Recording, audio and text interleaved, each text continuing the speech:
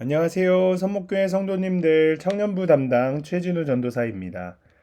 오늘도 하나님의 말씀으로 우리의 삶을 풍성하게 채우시길 바랍니다. 2022년 7월 8일 금요일 큐티 방송을 시작하겠습니다.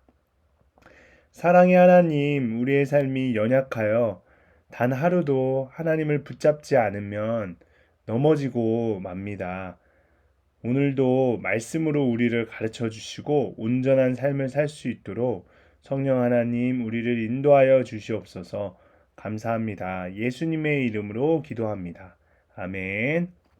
네, 오늘 하나님께서 우리에게 주신 말씀은 갈라디아서 3장 1절에서 9절까지의 말씀입니다. 어리석도다 갈라디아 사람들아, 예수 그리스도께서 십자가에 못 박히신 것이 너희 눈앞에 밝히 보이거늘 누가 너희를 꾀더냐? 내가 너희에게서 다만 이것을 알려 하노니 너희가 성령을 받은 것이 율법의 행위로냐 혹은 듣고 믿음으로냐? 너희가 이같이 어리석으냐? 성령으로 시작하였다가 이제는 육체로 마치겠느냐? 너희가 이같이 많은 괴로움을 헛되이 받았느냐? 과연 헛되냐? 너희에게 성령을 주시고 너희 가운데 능력을 행하시는 이의 일이 율법의 행위에서냐 혹은 듣고 믿음에서냐? 아브라함이 하나님을 믿음에 그것을 그에게 의로 정하셨다 함과 같으니라. 그런즉 믿음으로 말미암은 자들은 아브라함의 자손인 줄 알지어다. 또 하나님이 이방을 믿음으로 말미암아 의로 정하실 것을 성경이 미리 알고 먼저 아브라함에게 복음을 전하되 모든 이방인이 너로 말미암아 복을 받으리라 하였느니라. 그러므로 믿음으로 말미암은 자는 믿음이 있는 아브라함과 함께 복을 받느니라. 아멘. 네, 오늘 본문을 설명하겠습니다.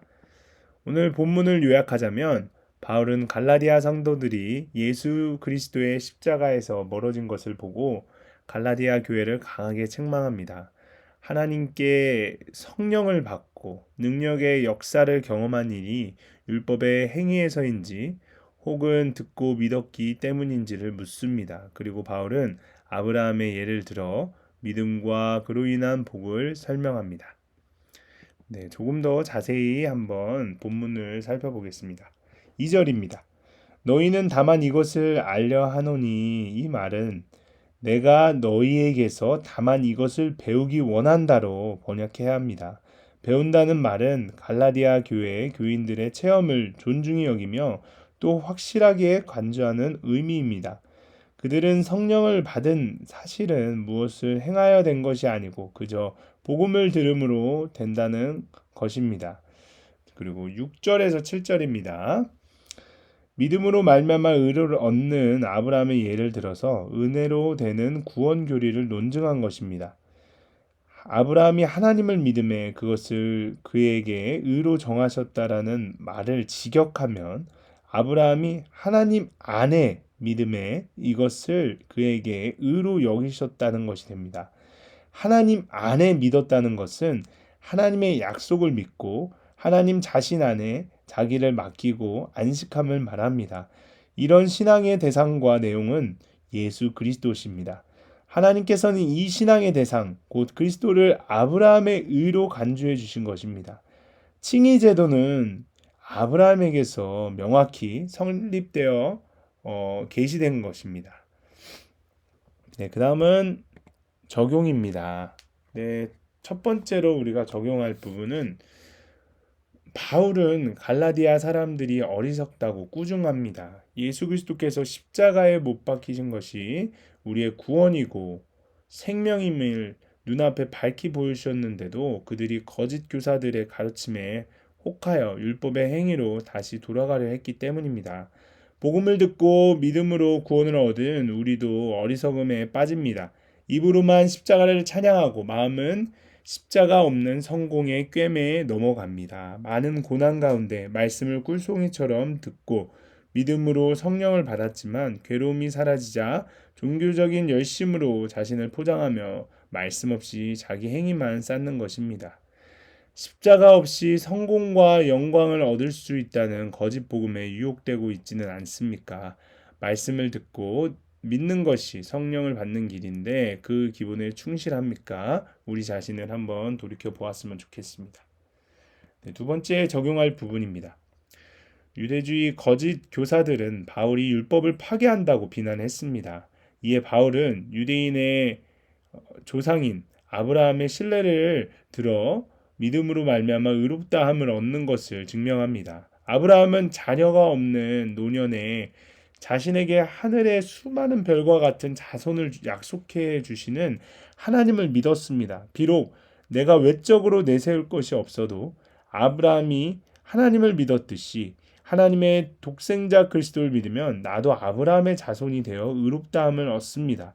성도는 믿음으로 말미암아 아브라함의 복에 참여하고 하나님의 보호하심 가운데 살아갑니다. 아브라함이 하나님의 약속을 믿었듯이 나도 아브라함처럼 믿어야 할 주님의 말씀은 무엇입니까? 그리스도를 믿음으로 나도 아브라함의 자손이라는 정체성이 있습니까? 우리 자신을 한 번 더 돌아봤으면 좋겠습니다. 네, 오늘 우리가 함께 읽을 묵상 간증은 페이지 63쪽에 유근숙님의 종교적 열심의 어리석음입니다. 어머니는 아버지가 돌아가신 후 제가 6살 때 재혼하셨습니다.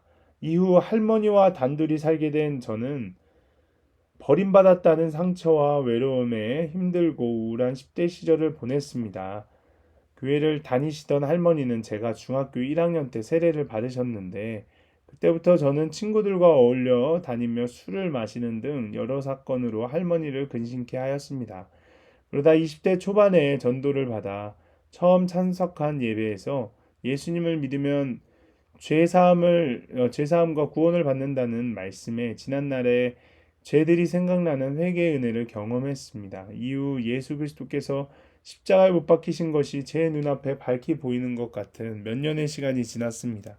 하지만 저는 어느새 기복과 성공복음의 꿰매에 넘어가 어리석은 갈라디아 사람들처럼 성령으로 시작했다가 육체로 마치는 자가 되었습니다.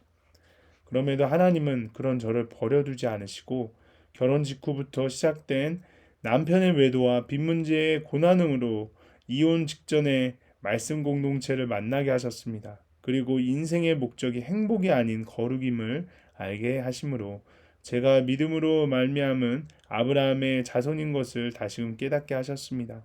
숨은 내 죄는 보지 못하고 드러난 남편의 죄를 옳고 그름으로 판단할 때는 길이 보이지 않았습니다. 하지만 날마다 큐티하며 저의 모습을 직면하니 돈과 자존심을 지키고자 이혼으로 가정을 무너뜨리며 아이들에게 씻을 수 없는 상처를 줄 뻔한 내 악을 보게 되었습니다. 그 집으로 쫓겨나 있으면서도 이혼을 안 하겠다고 버텨준 남편에게 이혼 안 해줘서 고맙다는 문자를 보냈습니다. 그러자 하나님은 그것을 저의 회개로 받으셨는지 그날로 남편이 집에 들어와 가정이 하나 되는 기적을 베풀어 주셨습니다. 하나님은 저와 남편을 믿음으로 의롭다 하시고 모든 이방인이 너로 말미암아 복을 받으리라는 말씀처럼 문제 많은 저희 가정의 회복을 옆에서 지켜보던 여동생이 공동체에 오게 하시고 어머니도 주일 예배에 참석하시는 은혜를 허락하셨습니다. 제 능력과 행위로는 이룰 수 없는 가족 구원의 열매를 보여주시니 하나님과 공동체에 감사가 나옵니다. 그 은혜를 기억하며 어느 자리에 있든지 복음의 통로로 쓰임받기를 소망합니다라고 하시면서 이렇게 적용하셨습니다. 때때로 가족을 어리석게 여기는 저의 말투와 표정에 주의를 기울이고 조심하겠습니다. 한번 교회에 오시고 안 나오시는 어머니를 꾸준히 섬기며 말씀을 전하겠습니다. 라고 하셨습니다. 여러분들도 묵상 간증을 적어보시고 주위의 분들과 함께 나눠보셨으면 좋겠습니다. 네, 그러면 오늘 큐티 방송을 마치겠습니다. 사랑의 하나님, 믿음으로 성령을 받아 능력의 역사를 경험했지만 율법의 행위로 돌아가려 하고 십자가 없는 성공에 끼이는 저를 용서해 주시옵소서. 바랄 수 없는 중에 바라고 믿음으로써 아브라함의 자손이 되게 하옵소서. 내가 먼저 말씀을 들어 가족과 이웃에게 구원의 복을 나눠주게 하옵소서. 감사합니다. 예수님의 이름으로 기도합니다. 아멘.